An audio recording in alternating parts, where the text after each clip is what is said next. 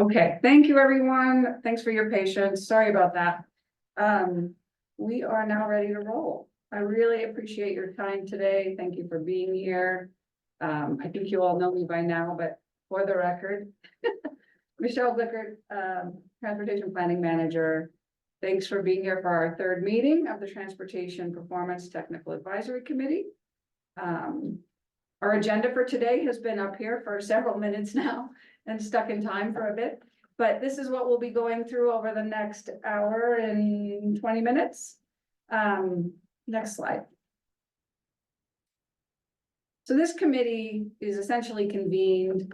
Now it's our first time, but every 2 years to review transportation metrics, performance, prepare recommendations that inform a performance report, which this one in particular is going to be feeding into the update to our regional transportation plan, sustainable community strategy. The RTP is updated every 4 years. We just had our official kickoff at our board last month. So we are ready to roll, and the timing is right for today's work and the work you've been doing over the past few months. Next slide. So just a little reminder, a quick glance at the metrics that are in the report. We'll see. Next slide. There we go. Okay.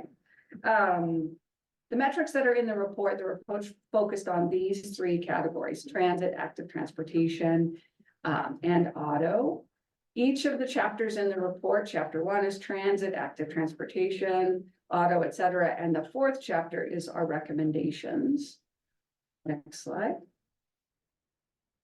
So here's kind of a look at where we've been. I know it might seem surprising, but we started our work back in January. Staff actually began collecting data for the metrics in late 2023. And then we convened the TAC in January with a big focus on transit. We spent the first 2 hours, that first meeting was solely on transit. And then we moved into what we thought might be our second meeting in March, but there was a blizzard. That's life in Tahoe, you pivot. So staff actually utilized that time to start putting together kind of a rough draft of the transportation report, where we include transit metrics, active transportation, and auto, which we brought forward then for that April meeting and began those conversations then on active transportation and auto. We even dove into recommendations, not probably as much as I would have liked with timing, but we got into them a little bit. And then I produced sort of a full draft with all of the chapters, released that in early May, setting us up for today. So we have a final draft that was released on the 22nd for our meeting today, where I am seeking representatives' endorsement of our plan that we are going to take to governing board later in June. Next slide. So here's kind of a summary of where we were at the end of May and today. We really heard a lot at that last meeting in April. We did some good conversation, spent a bit of time on data and the metrics. And so we've updated now. We have some transit. We got some more data for transit going through the winter of 24. Is that 23, 24? And then, of course, we are focused a lot on the ped and bike low stress lane miles. We added some data tables to the report, so it's clear in every one of those low stress categories where we're at. In addition, we dove in deep, and that conversation informed at the April meeting to the 2023 congestion data. So we have a bit more in that section on median travel time, 95th percentile. And we even went into a little bit more on the secondary metrics that we call them on SR 28 and SR 431, which is Mount Rose Highway for some of those who don't get up to the North Shore very often. So the methodology, we went back in with the bicycle low stress lane miles and just sort of adjusted some things so that not every neighborhood street was factored in. As much as I love my neighborhood and those streets, they don't exactly connect me every day to where I need to go. So we wanted to sort of balance out some of that in the methodology. And then, of course, I'd mentioned, just revising a little bit what we want to focus on in the future with our travel time is median and not averages. I think that's a little bit more meaningful in what we heard from the group. And then in the recommendation section, after, our April meeting, I updated the recommendations, and then we received some comments also from you all here in the room, and I clarified that as well. I realized I jumped in so fast. We didn't acknowledge everyone in the room and online. So why don't I pause for a moment? I know everyone's just going. Appreciate it, but You're yeah. ready to roll. I know, I'm sorry, guys. So let me pause for a second. I'll let you all know who's in the room today. A bit of a roll call. I also forgot to do meeting minutes. I am ready to roll here. So, all right, let's start with folks in the room. We have a lot of representatives in the room today, mostly staff. So I'll just begin. I'll maybe call you all out and then we'll move to others. Does that sound good? So we have, well, I'll let you do it. Nick Haven, Chair PA. Thanks. Dan Seaman, TRPA. And Josh Schmidt, TRPA. Good morning, Jamie Wright, Placer County. Richard Moorhead, Placer County. Gavin Feiger, Legal State Lake Tahoe. Bob Larson, California Natural Resources Agency. Thank you, Bob. All right, let's go online. Placer County is in the room. How about City of South Lake Tahoe? Yes, good morning. This is Anush Nishant with City of South Lake Tahoe. Good morning. And Douglas County. Hello, this is John Herb with Douglas County. Good morning, John. El Dorado. Good morning, Donaldo Palaron with El Dorado County. Hello, Donaldo. Washoe County. Good morning, everybody. Dave Solero with Washoe County. Morning. Carson City. Hi all, Chris Martinovich, Carson City, Carson MPO. TNT TMA.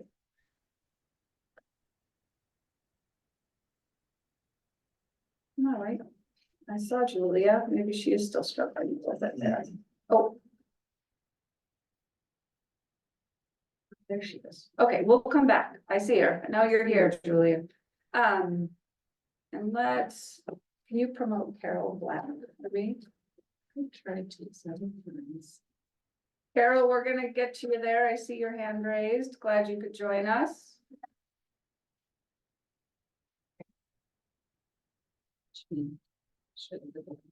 NDOT. Let's see if Rebecca's able to. I know she's there as well. All right, well, Mark, do you want to introduce yourself? Good morning, Mark Wooster, Performance Analysis Division Chief at NDOT. Thank you. Thank you, Mark. Caltrans. Eric Royer, Highway Operations for Caltrans District 3, Marysville. Thank you, Eric. And Gavin's already, I think Gavin's already, yeah, awesome. Let's see. And then Catherine Chu, the meeting invite was forwarded to Mona, which is the previous regional planner. So that's why I couldn't change the name. But yeah, Catherine Chu, regional planner for Caltrans. Welcome, Catherine. Sorry about that. It's okay. I think that just, Carol, do you want to make sure there it is? Make sure things work. I was having trouble with the Zoom update, but I think it's now organized. You are in. Okay. All right. Okay. That leaves the Forest Service, which I don't know if we have a representative. I know Mike Gabor is back from duty, but no, there's still a lot going on there. I don't see that one. Okay, fantastic. All right, we've got all of our reps. Ryan Murray is also online. Thank you, Ryan. And I think I saw Rachel Shaw. Appreciate that. All right, did anyone have any objections or edits to the meeting minutes? All good? Seeing no hands? I gotta practice that one. All right, no one online. Right, we will deem to those approved and get back to it. So I was just reviewing with you all, just kind of where we're at in the draft report with with a focus today on recommendations. So I'm gonna walk you through each of the metrics, pause for questions so we can make sure we're all comfortable with maybe some of that clarity edits and some additional ones that we've added based on feedback. Next slide. Hoping to see TTD in here for this one, but I can follow up as needed. Not seeing them online either. All right, let's talk about transit. So while transit ridership, and I don't know if you, in the report, you noticed I did update the data. Latest data shows the winter of 23-24, where we're actually exceeding our 2017 level ridership, which is good to see. But we're still not meeting the metrics we set. We are lacking in the coverage, providing services in all of the neighborhoods around the lake and getting to that 20-minute headway mark, which is a feat. And I mean, I think we all understand that, but we know behavior change. We're not even quite to 30-minute headways. I think maybe TTD has started some new services on the South Shore, but still we're probably closer to about hourly service. And while that's good, we're still kind of falling a little bit short. Our evening services as well on our fixed routes end pretty early, but sometimes they're supplemented by microtransit. I know on the North Shore, you get that evening services provided by microtransit, and here on the South Shore as well, till about 10. So we're doing okay, but we're still not quite getting back to those levels we'd like to see to really change that behavior.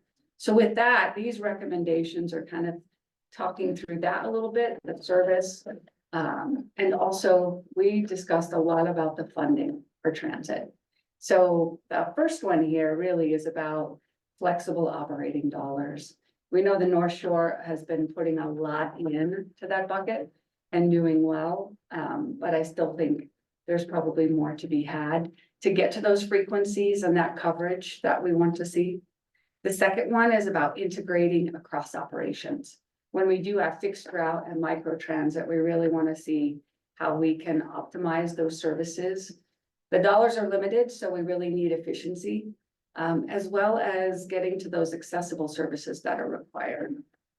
The third one here, maximizing limited transit operating funds, kind of mentioned that a little bit. One of the changes we made is we broke those two out. The second and the third one were in one kind of recommendation, and we wanted to reinforce integration as well as that efficiency piece. Next thing. So continuing with transit, our fourth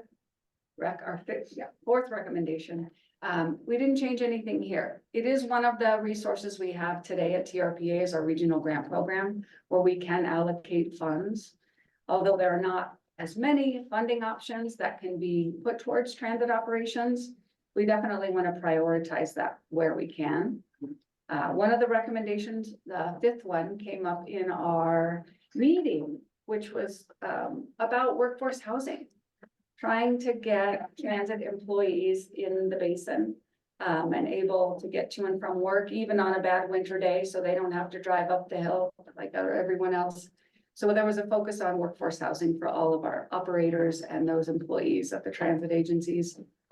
And then the sixth one is about updating the transit metric, knowing that microtransit is a little different. So while we set the metrics at 20-minute headways and 60-minute headways, what we really realize is that microtransit operates a little differently. So to do so, what we're going to do in the next round of reports is really look at the hours of service that are provided, wait times, which is amazing with the application of microtransit, how much data you're able to obtain, so we can better track the progress for microtransit.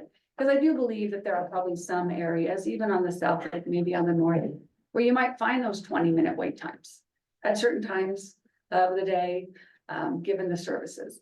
So we're going to update that metric a little bit and go a little bit deeper into the data to make sure we have the right coverage for microtransit. And then the seventh one was about seeking better data. This is a theme throughout. You're gonna see that in the transportation, in the auto metric and the active transportation metric as well. But stop level data and ridership and travel times, that can really help us understand, are the services working in certain areas? Where are they lagging? So, better data is all about this performance report and our continual management system updating and getting better data continually. So I think that concludes transit. So I'd like to pause for a minute and just see if we have any concerns about the language, any edits, any changes that we'd like to make. This is where it could get a little complicated, but I'm going to be doing it on the fly so that we can just make sure that we're all seeing what we'd like to recommend to the board today. Okay, good. Hands are coming up. Awesome. Anyone in the room before I go online? I didn't think about this in time, it's maybe a little bit late, but, especially on the South Shore, like advertising transit service. Yeah. I don't feel like TTT is great about, they did at the end of, Marketing? marketing at the end of April, they, added, frequency on 50. So it's really going every 30 or 40 minutes. But it wasn't, I think South Tahoe Now or something picked it up, but, and like with the event center, like when they are able to offer that service, really work with the event center to app, just like, letting people know, I think is really important. Moving forward, back one slide. I think you can add something to that end in the number, either number 3, where, because to me, that's kind of about efficiency. Yeah. You're trying to market the service as well. So maybe there's a way to modify number 3 to add some aspect of like outreach or awareness, I don't know about marketing, using the term marketing, but yeah. Promotion I see of what you're saying, services. promotion, there you go. Good, yeah. Promoting services, yeah. All right, let's see. From what I saw on the public website, they've got half-hourly services at certain times of day. It's not necessarily an all-day schedule for that. And a comment I wanted to make on the transit was that in the body of the report, the workforce housing is a secondary priority. And I think it's honestly, that could probably be raised to a higher level, because a lot of these other things require more staff to do. If you're going to have more buses, if you're going to run more services, you got to have people to do that. Having housing for those people in the basin would make a big difference in making those things feasible. I would agree. I would say that's our biggest barrier. Okay, Eric, I want to go back just real quick, if we could pause. I'm trying to document this and I can't do it on the screen, but that last comment about just better, Promotion of service. So maximize limited transit operating funds through support of operators.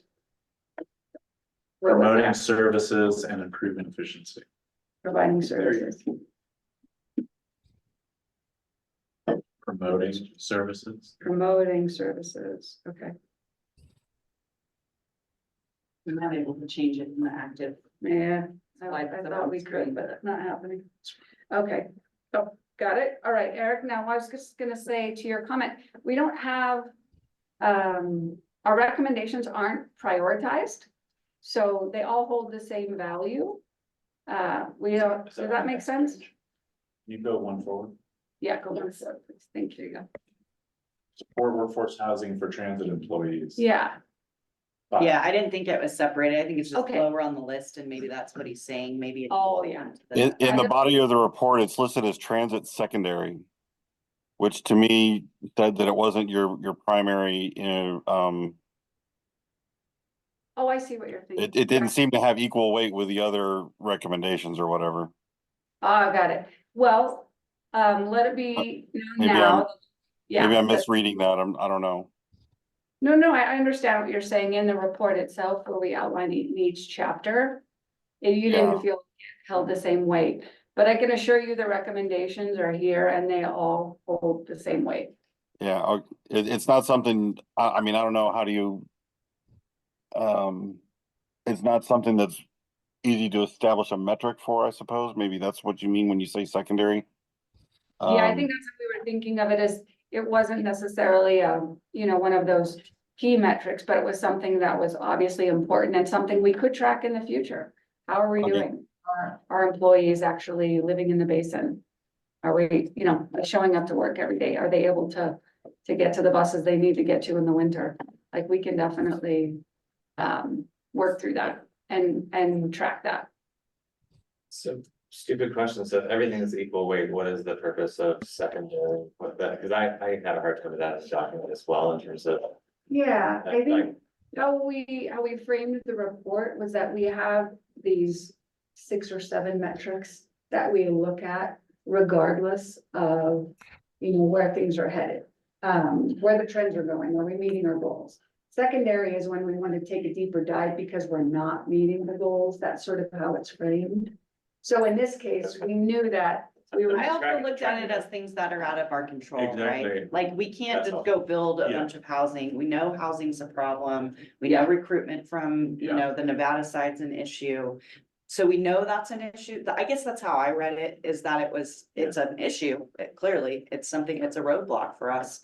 But it's out of our control in comparison to routes and Routes, ridership direct, and where we're, yeah. where we're putting buses and. So those primaries have a more of a direct impact on some of the key metrics like ridership, you know what I mean? Like, Coverage. and so the workforce housing, while it's necessary to have a workforce to staff transit, there's kind of a couple steps there before you get to the direct impact to ridership, you know, time, frequency, all of that.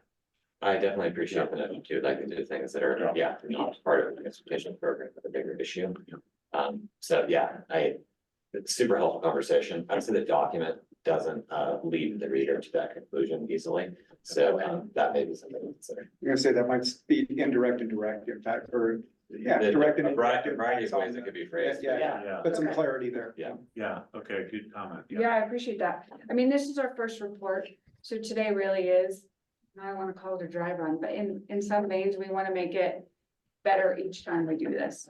And I hate to tell you, but you're all gonna be back here probably in like a year and a half, if not less, you know, where we'll be tackling this again. So we can definitely take that into consideration the next time. All right, let's go online. Anush, you had your hand up? Yes, I haven't read the report yet, but I wanted to ask a question, especially on number 7. Would there be any quantitative performance measures for ridership, reliability, travel time, so that we can monitor this annually to see if we're meeting our goals? I think we'd like to get there. I'm not sure in the, like those primary metrics as we were just talking about it. But if we're all in agreement, we want to go deeper each time. We can see what's available. And I think that's what this is talking about, is like, let's continue to improve and get more data to help us explore how transit is doing and the performance of transit. I think that's what this is actually getting at, is thinking about the reliability of it. We did discuss that a little bit, and saying that one of the things is you don't want to just look at the time schedule. You want to actually understand how many times that route was canceled, right? And did it actually show up when the timetable said it would? So I think we're getting there, Anush. And maybe next time we can just go a little bit deeper into that transit conversation with some of that. Would you all agree?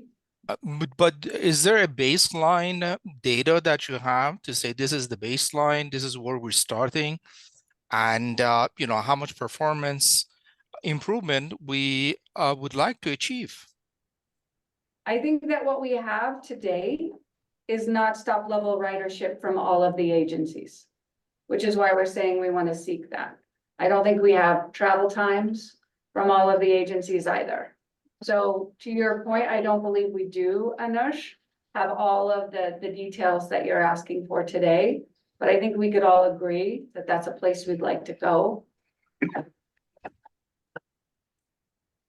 That's a good comment. I mean, maybe there should be an explicit goal is to develop a baseline.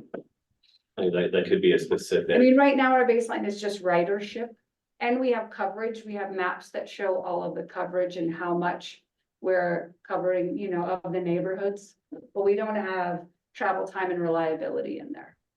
So as we start talking about kind of like level of service and travel time and all this stuff, and maybe that is a specific, you know, goal for the next report is to actually establish a baseline. Right, get all of Or that. with the RTP, or, I mean, it's a good comment, like, how do you know how well we're doing if we don't even know where we're starting, you know? Well, we chose ridership. Yeah, and I we think chose the reason coverage. we chose ridership is because we have two seasons Yeah. here. We have winter and we have construction season, and it's really unfair to, I think, evaluate the system based on delays when a lot of that is out of our control, right? I will tell you right now, we're gonna run 30-minute service on our main line this summer. I have no expectation that I'll have a bus out there every 30 minutes with the construction. For us, it's like, oh, well, now I'll have an extra bus to hold and put back into rotation and keep things moving. And so I think over the years, throughout these discussions, that holding us to the reliability on the time point it's not a realistic thing here in Tahoe, just given where we operate, how we operate, and the 2-lane highway system that I know on the North Shore, that's all my routes operate on. I guess I didn't mean it as like holding people accountable for it. I meant more as like getting data to like plan around it. Cause I mean, over the course of like years, yes, construction season and this, but I mean, we should see trends. And like you're saying, you've already got a plan where you're like holding buses and stuff like, man, that's something all the providers should start thinking about, but without having anything to base that on, you know. Well, and I it don't think illustrates where accountability. you may need to make improvements, whether it's Yeah. like signal preemption or, you know, bus, who knows, dedicated bus lines or some way to solve a problem there and And back to identify that problem. And back to promotion, just being like, hey, it's busy, buses are probably gonna run late today, like getting that information out there, you know, it's like, yeah. Yeah, I think I don't think it's we holding like to use it as a tool to It's a help, tool, Yeah, yeah, yeah. you know, absolutely. Yeah. more but than not any- a metric. I don't believe it should be a metric we should be held accountable to. No, I don't think accountability. Maybe right, that's where our is just for secondary planning. comes into Yeah. play. In that way. Where we look at that and see how it can inform the conversation and your recommendations in that way. Yeah, definitely was not thinking like accountability on that. Yeah. Okay. It's, yes, agreed, there's nothing you can do. Yeah. Or- I always in think in most 2 cases. years, when we sit back around this table, the discussion's gonna be like, hey, you couldn't meet your time points. No. Well, yeah, well, we told you I that. think it's more just like, here's times where we're just not doing it, is there anything we can do about it, and like, maybe not. Yeah. So, yeah. Thank you, guys. With that being said, I want to go to Carol and then we'll come back and see if we want to tweak the language or we're okay with it. Carol, thank you for your patience. Excuse me, can you hear me okay? Yes. Okay. This is more of a general comment and actually picking up on some of what was just said. And it may apply to other components as well, even perhaps more so. These metrics look to me, at least last night when I was reviewing this, to be tied to averages, which I understand, medians, averages, whatever.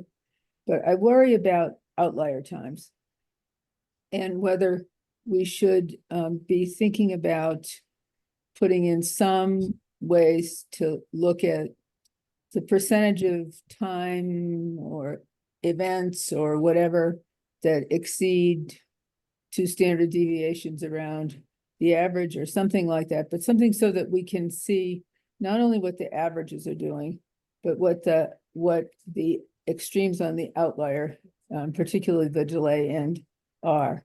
I also wanted to just pick up on the conversation or the comments that were just made about construction, which I live in my life around trying to get around when it's summertime and construction.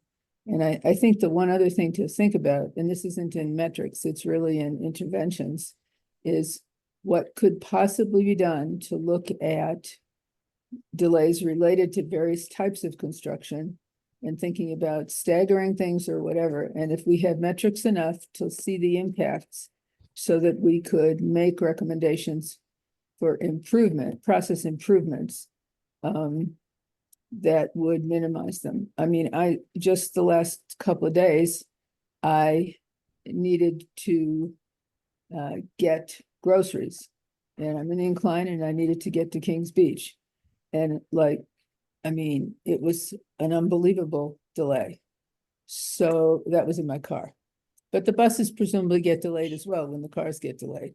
So this may apply across other categories. It will apply across other categories. I think it's just a general thing for us to think about, which is sort of like, are we seeing enough about what the outliers are, how bad the outliers may be, and in a way in the metrics to be able to propose or implement interventions to try and affect not only the averages, but also the distribution, especially on the upside outlier side. Thanks. Thank you, Carol. I think we should be able to do that, especially if the transit agency knows on these particular days what was going on and they're able to report that. We can then use other, resources we have to see what was happening on that day, which is what we've done in autometrics as well. So that sounds like something that we could totally help with. And I like that outliers. It's again, getting back to that, some of those things we want to control, which we can't control. But I think on the construction piece, pre-COVID, we would meet with Caltrans on a pretty annual basis and go over the construction map. We would meet not only with Caltrans, but NDOT as well, and really kind of voice our concerns as a community or a region, like, hey, if you guys did that in the daytime, this would really impact us. And so there's been a lot of collaboration over the years and how we kind of maybe move things to night work or advocate for those types of things. And I know it's starting to kind of come back, but I think our TMAs played a huge role in that. And getting Caltrans back around those tables, like they should be at a meeting right now with their map, getting all of our input on it. And so how do we kind of get back to that where they're listening a little more to us as a region up here as well? Well, I think that's queuing you up, Eric. Yes, it's hand up. Thanks. I don't know the specific construction area that you're talking about, so I apologize for that. I do know that, and I can't speak for NDOT, but I know that as we're trying to impact the public as little as possible, but there's a lot of limitations as to what's achievable when it comes to creating a construction zone that's feasible. We've got, you have roadway width, you have limited, the topography and the terrain in the Tahoe Basin is very restrictive in some cases. And there aren't a lot of alternative routes to some of these locations we need to work on. Night work isn't possible in some places where there's noise restrictions on construction activities. If you're working on a highway that's going through a largely residential area, on some cases, say on the West Shore, or maybe even on the East Shore, night work might not be permissible because of noise restrictions. So daytime work is all that's left. I know they try to do the best they can to make it as quick as possible, but they have to maintain access during construction, and they do the best they can. So, and I'm sure NDOT does as well. Yeah, I think we want to just continue that coordination early on, often throughout. And we actually have a recommendation a little later that hits on this a little bit that we might want to tweak. Can I just add one comment about that? It's not always the road construction by NDOT or whatever agency. And I'm sorry, sir, I don't know what agency you're talking about, but I understand I understand there's a lot of complexities. I don't understand the detail. There's also private projects. And I will tell you, I have sat in one-way, follow me situations, and I've watched where both lanes end up blocked for 20 or 30 minutes because they're futzing around with stuff. And I just wonder about really aggressively optimizing exactly what you said. I'm sure their efforts are made, but I will tell you, sitting in those lines, in watching people out there blocking 2 lanes and discussing the world. I don't know. So I just have to mention that. And we just need metrics to see what's going on. That's the only thing I'm trying to say, so that then we can look at what the problems are, identify the root causes, and see if there's might be something else we could do. Thank you for listening. Yeah, thank you, Carol. I think that's exactly what we're here to do. And what the report and those metrics are set up to do. So this is a good conversation just about how we can do this a little bit better. Right. With that, that concludes transit. I do want to kind of keep us moving along so we can get into the next two. Are we all comfortable? Feel like we've edited one just slightly. I'm tracking that. Other than that, all good? No hands raised? No emojis are floating up either, but that's okay. All right, let's go to active transportation. So active transportation, you know, based on the metric and our performance, the work, the outreach we've done with the active transportation plan with this committee, these are the proposed recommendations for your consideration today. And the changes were a little bit minimal.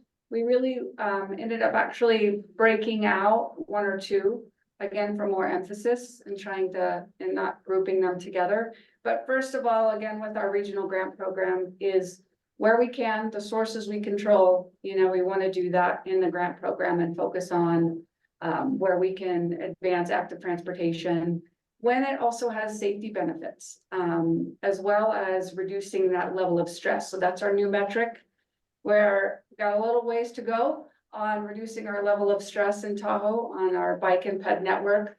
And it's nice to see that there's a new focus on that. More work to do there. We are gonna really start in the town centers. So we updated the report a little bit to show that.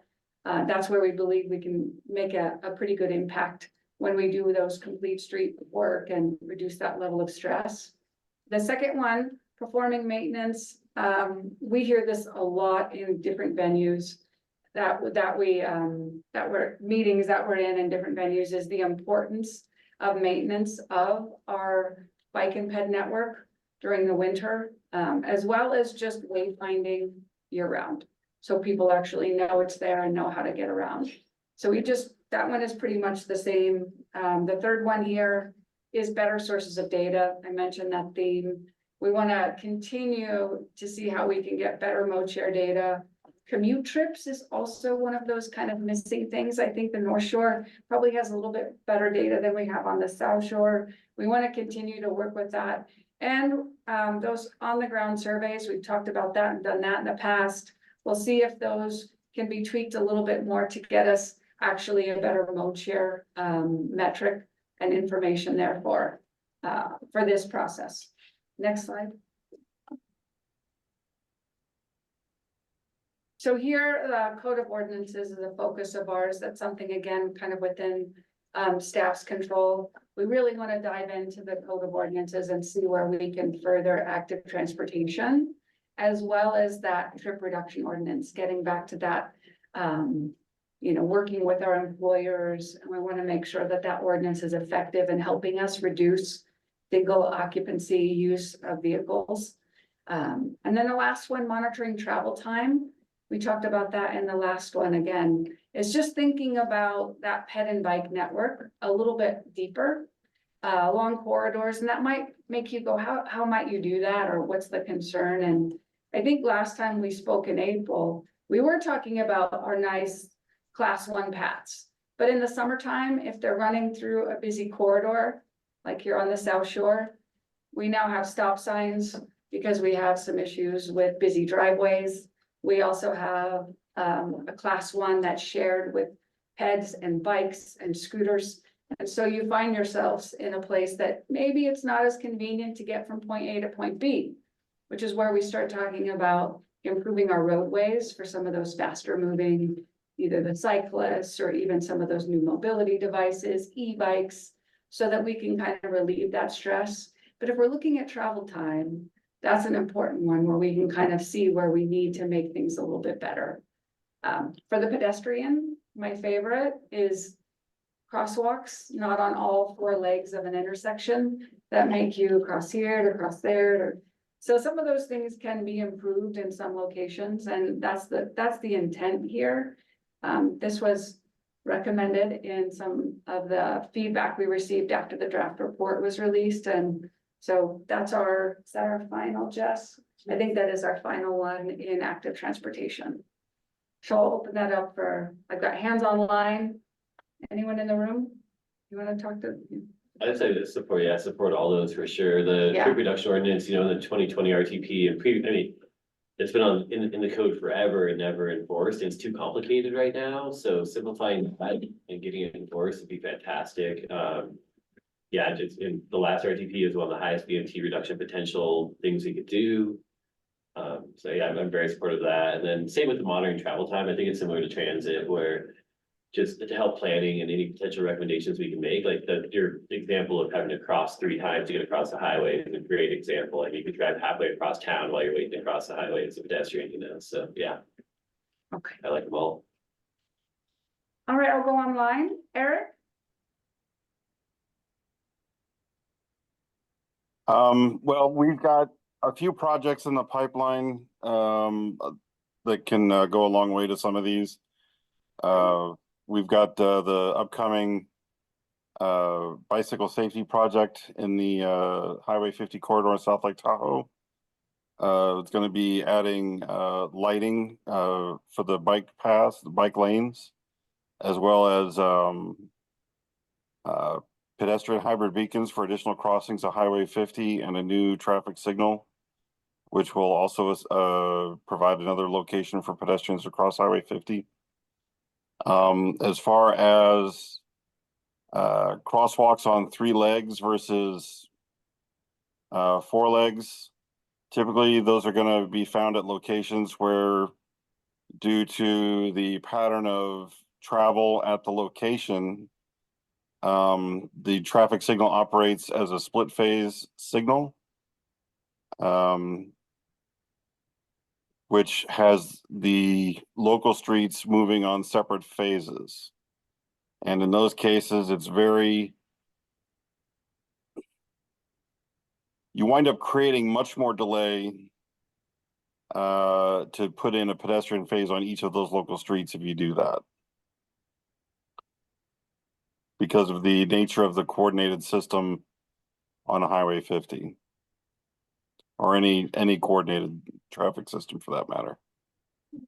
Eric, is it fair to say that if this committee takes a report that says we want to prioritize peds and bikes at certain intersections, and we take that to our board, can we find maybe a middle ground with Caltrans to make those improvements?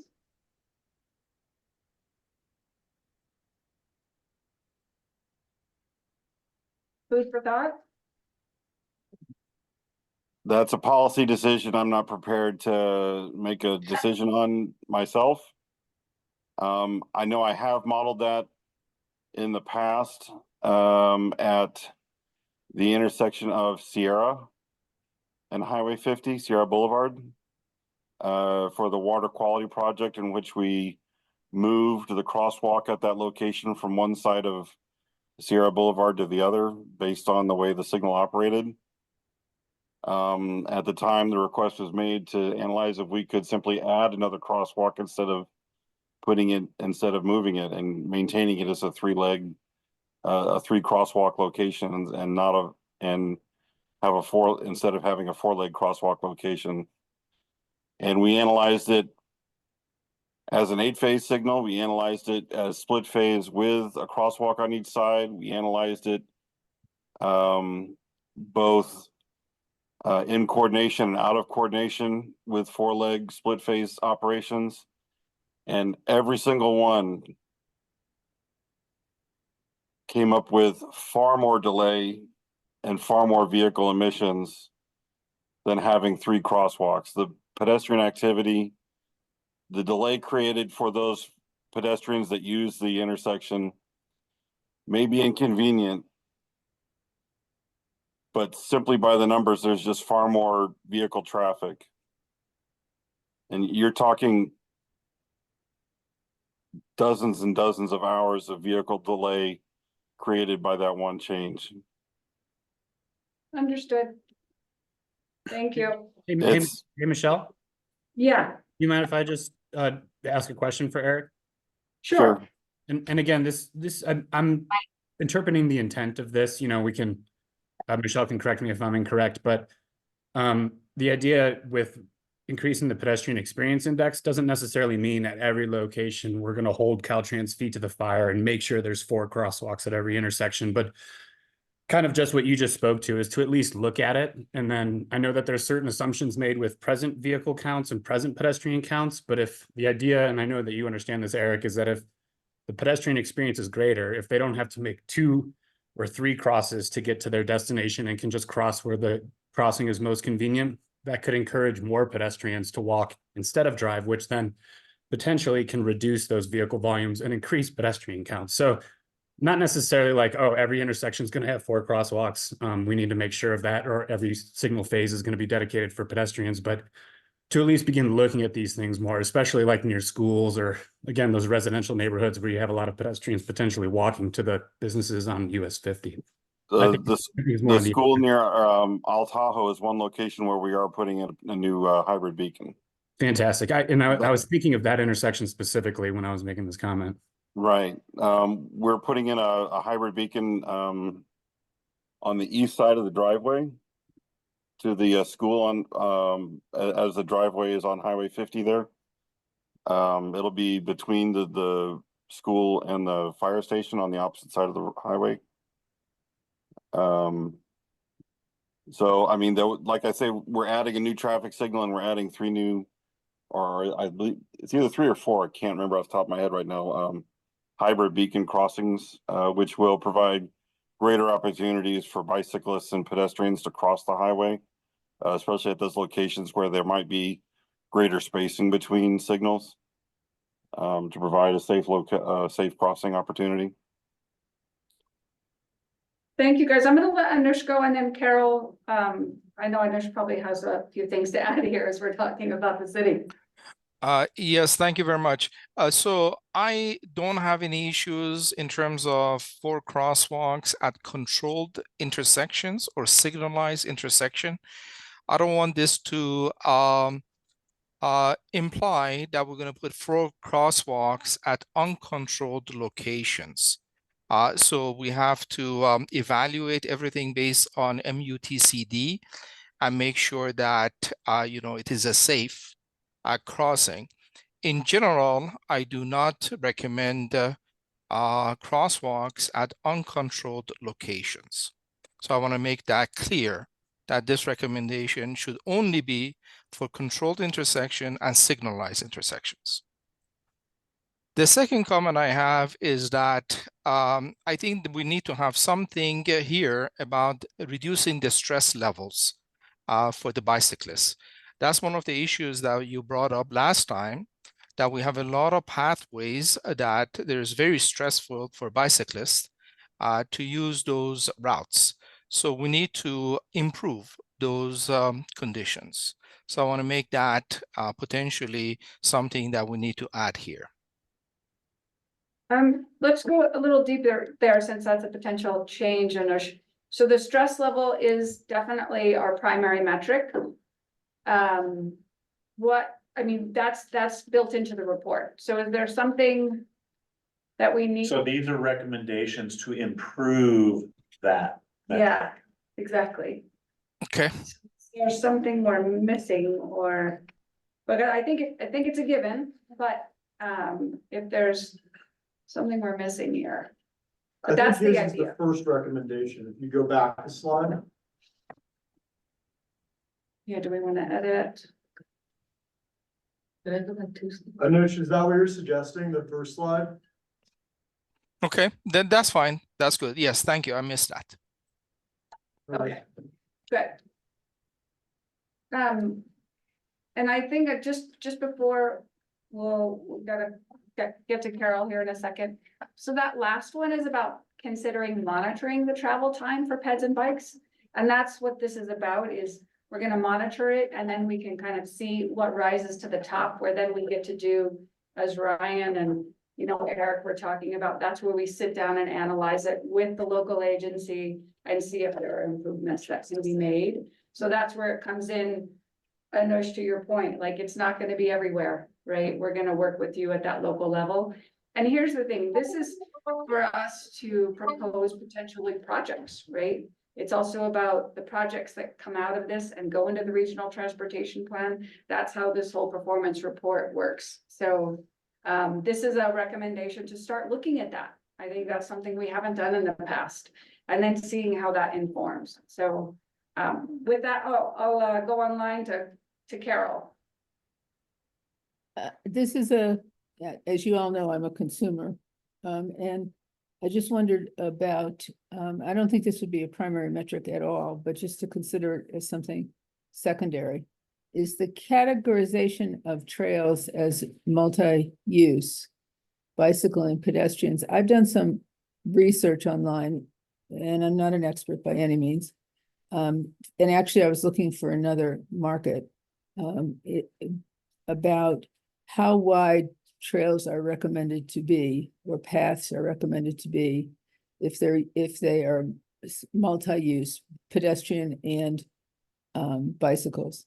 And I can tell you that based on my reading, not an expert by any means, the trails meant some, I don't know what percentage, but many of the trails I've seen around our area actually don't come close to what I've seen online as recommendations for widths for multi-modality trails. So, and then I also understand there's a limit to what we can do, but I wondered about thinking about some metric that might be a sub-metric, it wouldn't be a major metric, that might be able to look at kind of the percentage of trails and the location of trails, and how does their width match with what I think are sort of current industry's recommendations for width, and maybe tying that in with crashes. Michelle, I don't see this as right now. I just think about it might be for the future in terms of iterations or improvements. No, thank you, Carol. I'll let Ryan jump in here because I think that that's part of that level of stress, but I'll let him correct if I'm mistaken there. I think 10 feet is a minimum width for multi-purpose trail. Yeah, if I'm not mistaken. and we make similar recommendations in the active transportation plan. So again, that's one of those project-specific things we would sit down with the partners and see what's feasible. But yeah, we always support the widest possible. Thank you. All right, let's go to Carl, and then we've got a half hour left. Good morning. Good morning. I'm catching up with you guys a bit, so apologize for being late, but I had an earlier meeting. My comments here are probably going to tie together here with active transportation and as well as transit. I like one of the active transportation elements that you have here about the reviewing of the ordinances for opportunities, and maybe you guys discussed this because I came in on transit when you're on, I think, looking at four on. But I would like to see active transit treated similarly to ATP. And what I mean by that is I see ATP being a little more generous in about encouraging the trails and the like. I don't always see that or feel that with the transit. So I'm suggesting that that same kind of review of ordinances make that applicable to transit, and particularly when it starts to coming into the whole mitigation program, which really needs some work, and how this dovetails in with everything on this project basis versus us trying to craft a system here that supports and essentially mitigates all of the development in Tahoe. So I think that goes hand in hand with the trail business, because the tie-in from the multimodal aspect of the trails and the pedestrian component obviously have a key function in dovetailing with the transit and vice versa. So that's really what I wanted to suggest here, if you're tracking what I'm saying and making sense of that. Yes, thank you. We can do that. So the recommendation is, what I'm seeing is item 4 here, we would duplicate that in the transit recommendations, obviously changing ATP to, or not, sorry, not item 4. Wait, where did it go? Can you go up another? No, we'll you're do a right, it is modification. 4, the ordinance is. Yeah, the Exactly. policy connection. It is 5, Yeah. okay, sorry, back, thank you. Yeah, 4. that's what we could do, in the same vein for transit, so that would be an additional recommendation in transit. Yes, thank you. That's what I was suggesting. Yeah, no problem, I'm tracking this, okay, so far, I think Nick is helping me, I see that pen wielding over there, which I appreciate. Last final call before we move on to auto. Thank you guys for your great input today. I really appreciate it. All right. Okay. Fantastic. So the 2 primary metrics in auto are looking at our VMT. It was also about congestion. So here are the recommendations we made. I think we didn't have a whole lot of time last to get into auto, so I'm gonna kind of just walk you through these and then we can talk about them. A general one, right, is about regional plan policy. RTP, those policies and goals feed into the regional plan. So whatever we can do there, we want to continue to do our mission, which is reduce reliance on the automobile. So we'll be looking at how we can continue to implement the regional plan. And then average travel time with median travel time. We spent a lot of conversation last April talking about that. And as Carol pointed out, averages aren't always that great. But with our travel times, we really felt like median was a little bit more meaningful in getting to better tracking of our performance on our roadways. So that's also in the report. We dove deep into median there. Coordination of information on construction projects. Now, this is one of those things we were trying to get at. We can't control it all, but you know, are there ways that we can better coordinate? We're doing a little bit now. I think, I don't know if you guys want to make any adjustments here to this one based on the conversation, whether that might be, it's not just, I don't know if it's coordination event or more information or more public information if we wanted to modify this one, but that's what I was thinking. And if this is one of those, we can pause for a second. Let me get through them and then we'll come back. So the other thing is about updating our affected population. That's an important one that helps us determine our vehicle miles traveled. This is something we continually do. Effective population, I don't want to probably speak too much to it. I'll probably butcher it to death, but the idea is that we obviously in Tahoe aren't just our day-to-day residents. We actually have a ton of visitors that we factor in when we're talking about vehicle miles traveled. And so that's kind of considered our effective population. So we're always updating that, looking for better sources to get to that, to get to better data. Next slide, and then we'll come back. Our vehicle miles traveled threshold baseline. This was something that we wanted to do. We had, I believe, current information from NDOT, but not Caltrans. And so this is very specific just to us updating the VMT threshold baseline with the most recent data. And then we have exploring the creation of multimodal level of service index. Now this is one, these last two are probably a little bit more of general recommendations that cross over, not just the auto. But one of the things that we've been hearing and talking about through this process, and even when we were creating the metrics, was around how we want to look at all of this holistically and not in silos. Not how transit's doing, not how active transportation is doing, but some way to kind of get at how this all works together. And so we're thinking about exploring. We've looked at it in the past. It's been a little bit raw. I think I'm not sure how many more people are using it, but we want to definitely kind of keep that on the table and see if that's something worthwhile in the future to be looking at, and that makes sense for Tahoe. And the last one is evaluate other methods for estimating regional mode share. You heard us talk a little bit about that even in active transportation. One of the things that we've been looking at is big data. Travel surveys are very expensive, although they're great. So we want to continue really trying to hone and get good quality numbers to tell the story about mode share. All right, with that, that's the last one, right? I think so.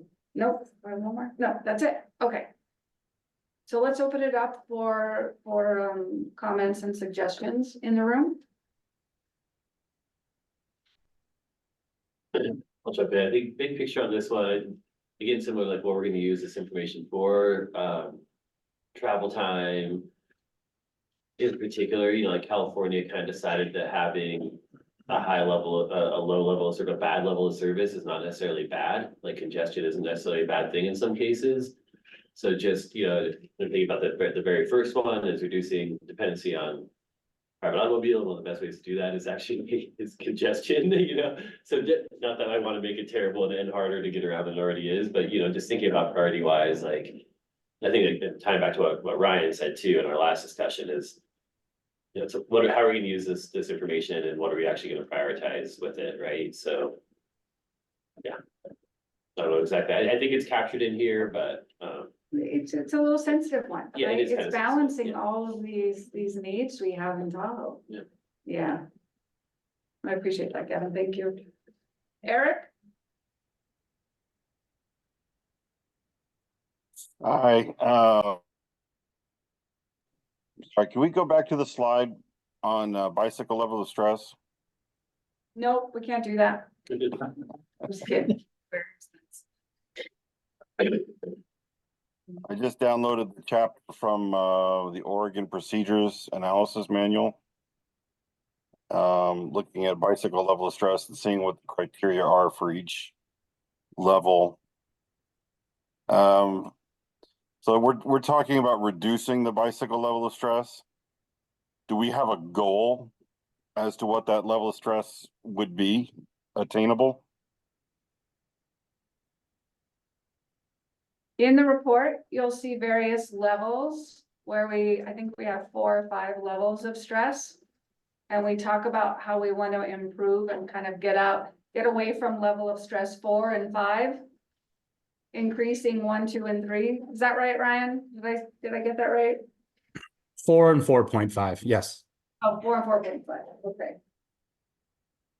So Eric, we didn't hit hard and fast miles there. We literally were like, let's reduce the severely stressed ones for it and those 4.5s. And we calculated the miles for each.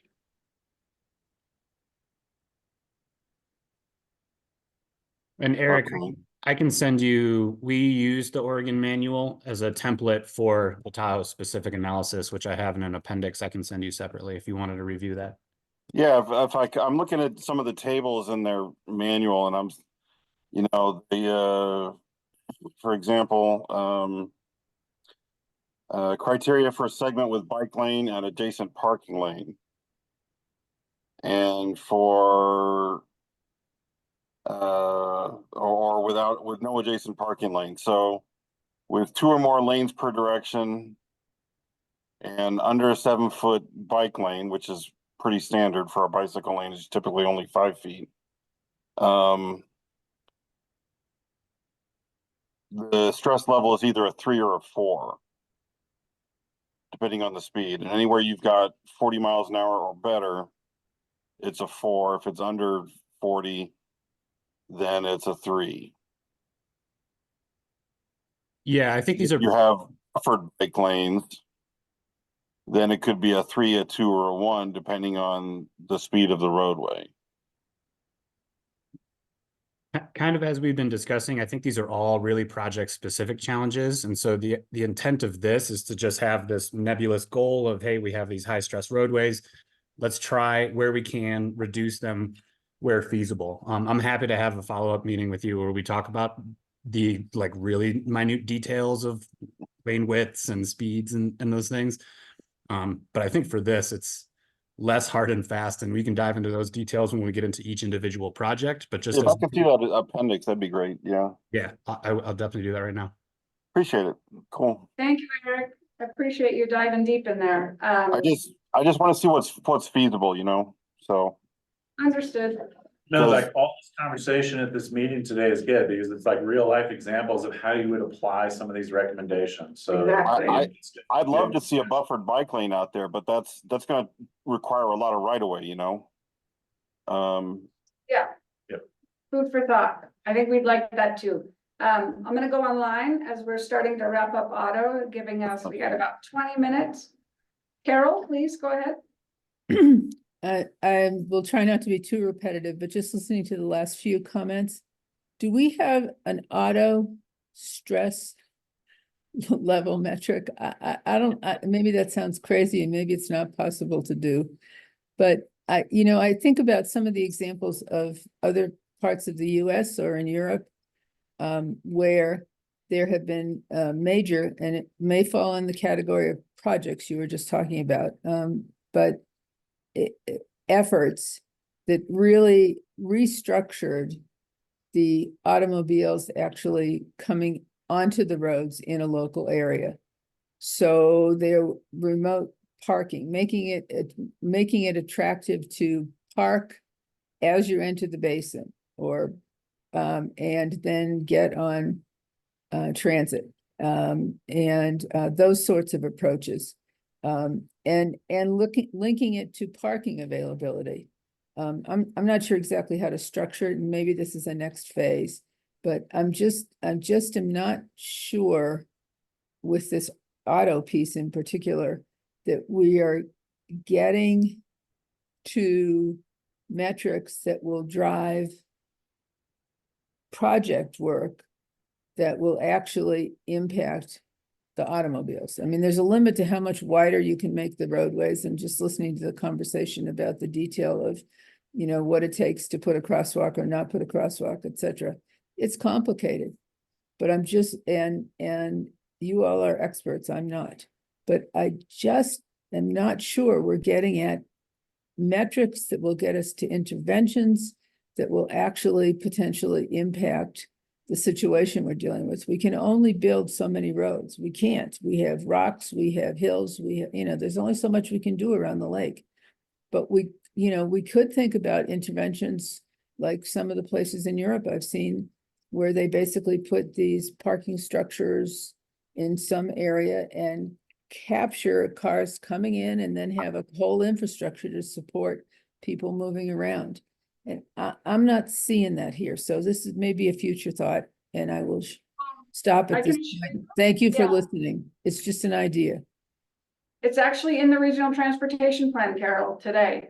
We Good. talk about management, and talking about just that is collecting people in functioning lots outside the basin, bringing them in, making that more attractive. So yeah, I appreciate it. So Michelle, do you think we have metrics here that are going to help drive those kind of projects and interventions? I'm just asking the question. That's all.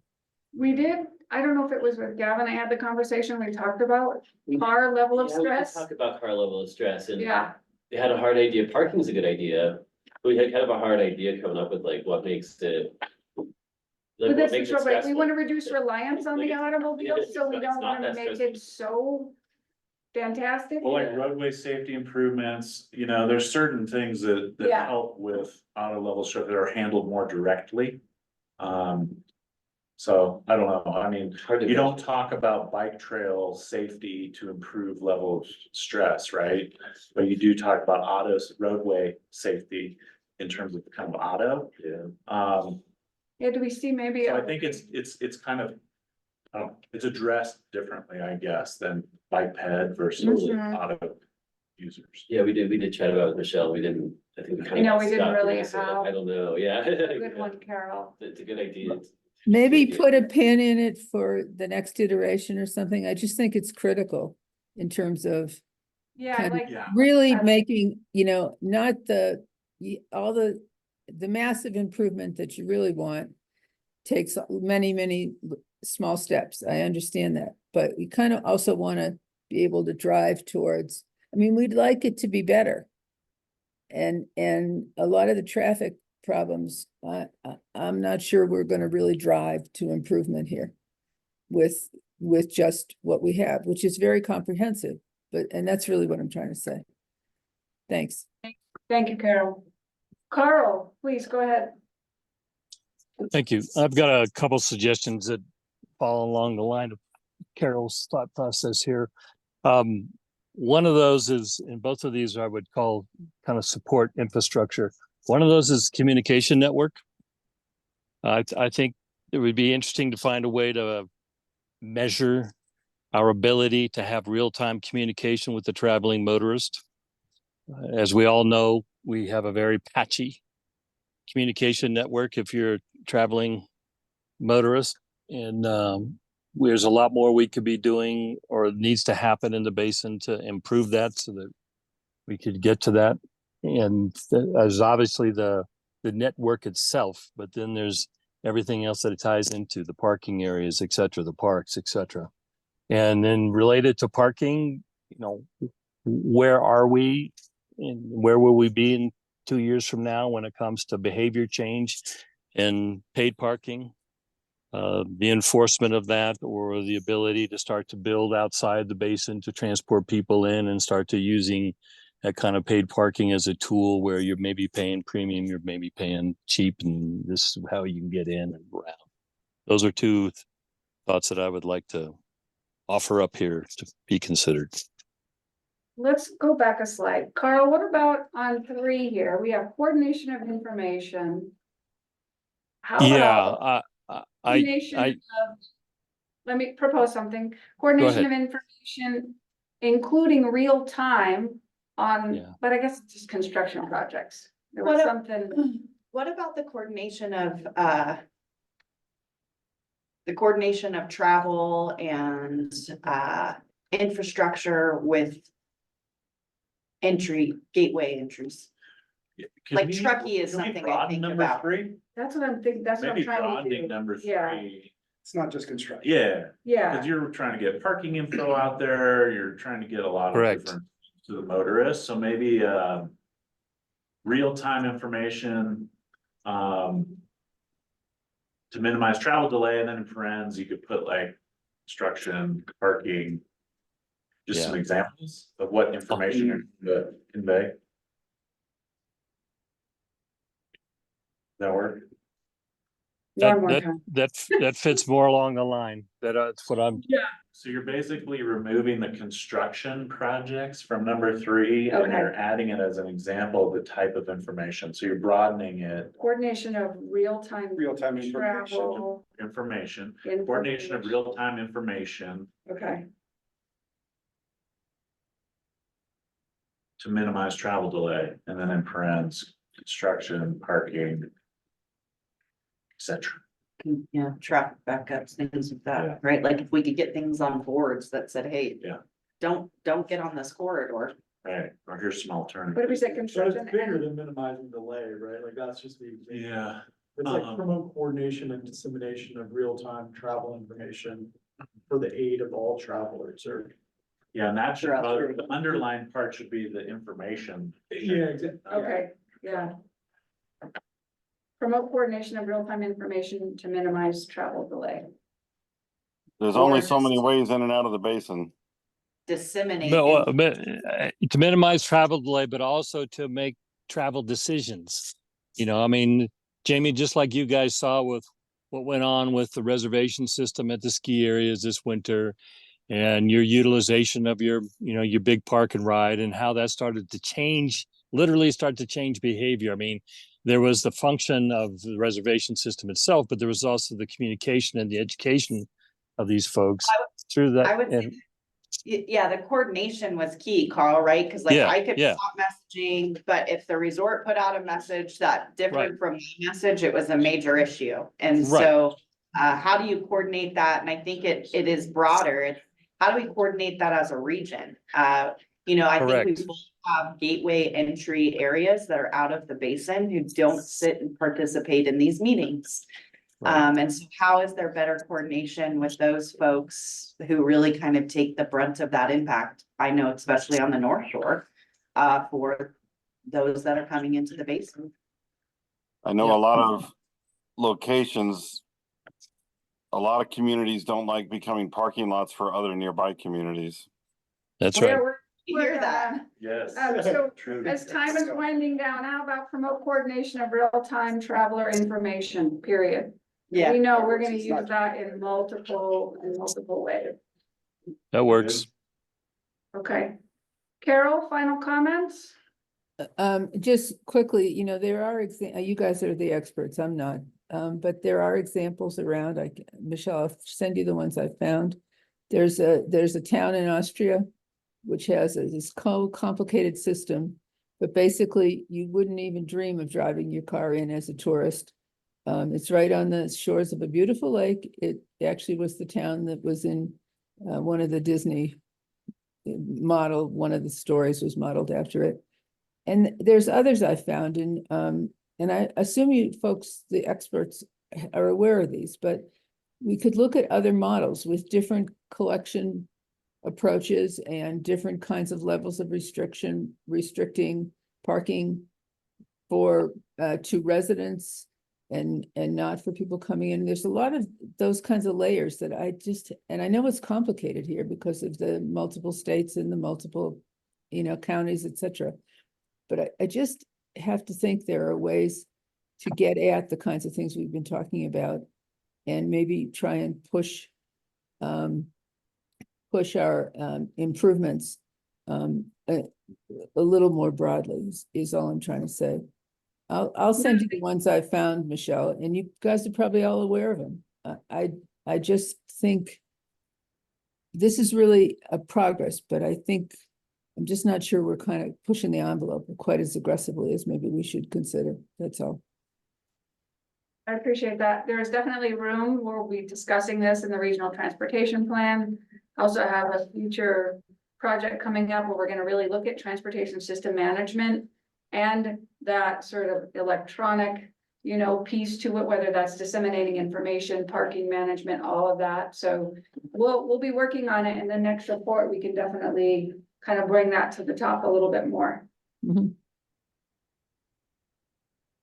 All right, no more hands online. Anyone in the room? Okay, let's go to the next slide.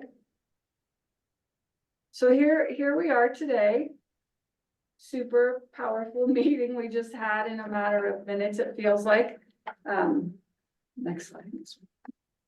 And where we started and where we're headed. So this is the opportunity that we had to draft those management recommendations. Again, it's a circle. We'll be back here to do this again before you all would like.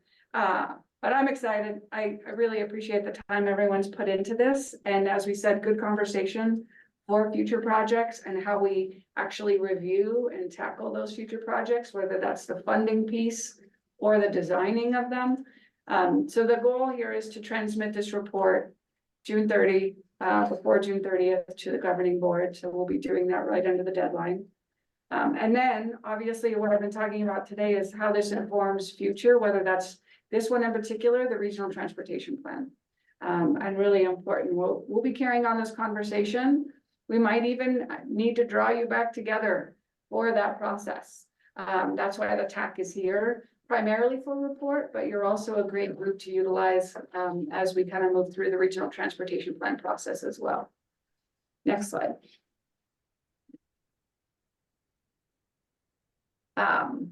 Before we I think we've had somewhat of already of a call of everyone acknowledging. I'll review those minor changes before we sort of have a call to close and make sure you're all in favor of endorsing the report. We do want to open it up now to public interest comments.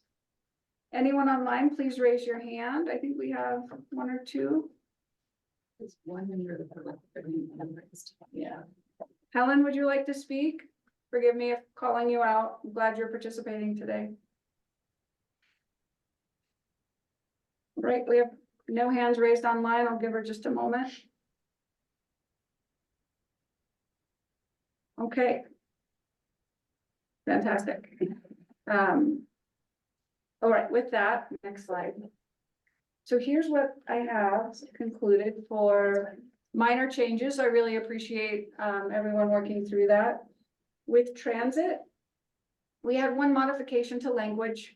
And then we also are going to add a new one that reflects actually looking at our TRPA code of ordinances to see where we can also enhance transit in any way that we can, whether that's probably some of the physical we do with project review and any other ways that we can. So those two. And then the third one was the change we made to auto, the third recommendation. We revised that pretty heavily.